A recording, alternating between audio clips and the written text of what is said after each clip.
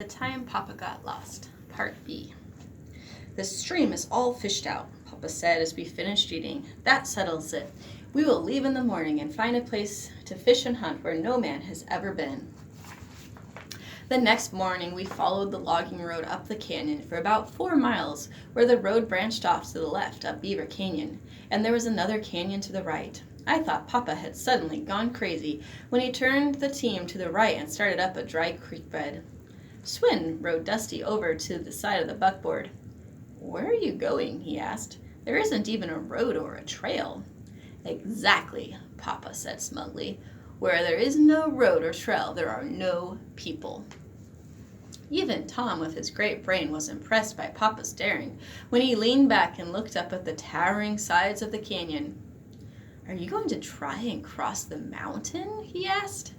Papa at that moment must have fancied himself another Jedediah Smith, the Yankee Methodist minister who had explored most of the Utah Territory with a Bible in one hand and a rifle in the other.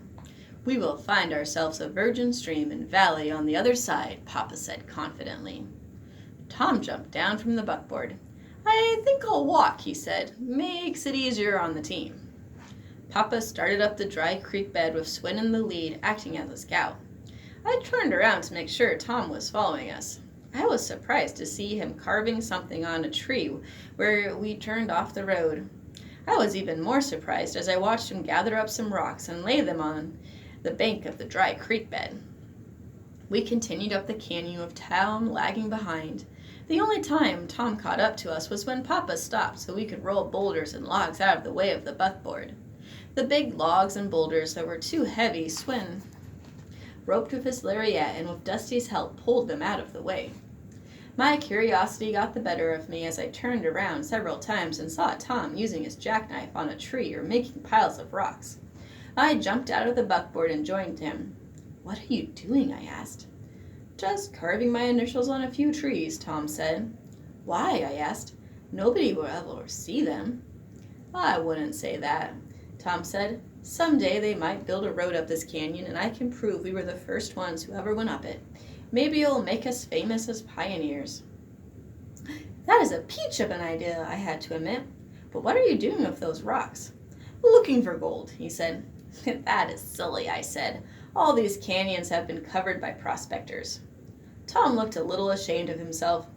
"Maybe it is silly," he said, "but it helps to pass the time. Don't say anything to Papa. He might think it's silly."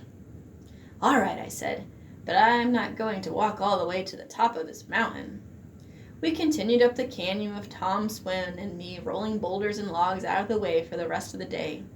Just before dusk we stopped, and believe me, we had to stop. There was a cliff rising up from the dry creek bed stretching from one side of the canyon to the other that must have been 30 feet high. During a heavy rainstorm, when the dry creek bed became a stream and the cliff a waterfall, it must have been something to see. But right now, all it meant to me was that we had to turn around and go back. "We'll camp here tonight," Papa said, as if there wasn't an impossible barrier in our way. We couldn't find a spring, so Swin rationed the water in the small water barrel tied on our buckboard. We ate mulligan stew made from sliced potatoes, onions, and pieces of bacon, all boiled in water in a big frying pan, and some more sourdough biscuits with honey. The next morning we had fried potatoes and bacon and more sourdough biscuits. Then Papa studied both sides of the canyon. "We'll go up the left side," he said. Swin looked at the steep slope of the canyon. "That is impossible," he said. "The buckboard will tip over." "No, it won't," Papa said. "You will tie one end of your lariat under the buckboard seat to the clamp that holds the seat in place. You will snag the other end of your lariat to the pommel of your saddle, and make certain the cinch on your saddle is good and tight. You will ride Dusty upslope from me, opposite the buckboard, about 15 feet.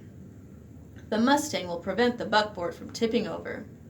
"But all our supplies will fall out of the buckboard," Swin protested. "Nonsense," Papa said. "We will cover our supplies with the tent and tie the stake ropes on the tent underneath the buckboard."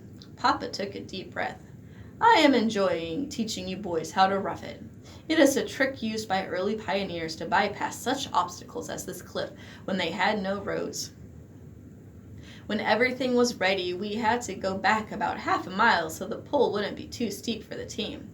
Papa hadn't gone more than 20 yards when the slope of the canyon became so steep the buckboard was riding on 2 wheels. The only thing preventing it from tipping over was Swen's sure-footed Mustang. I died 1,000 deaths, fearing the lariat would break and Papa would be dashed to death down the side of the canyon. But we finally made it to the top of the cliff and back onto the dry creek bed. The going was pretty easy from there to the top of the mountain, which we reached just before dark. It was very cold, and after supper we all slept in our blankets in the tent. Going down the other side of the mountain the next day was easy. We came to a mountain valley that turned out to be a fishing and hunting paradise, just like Papa had promised. There was a sparkling stream filled with trout. Small game was plentiful. We remained in our mountain paradise for 4 days. We dined on quail, pheasants, sage hens, rabbits, and wild turkeys, as well as rainbow trout. Everything was perfect until the time came to leave for home.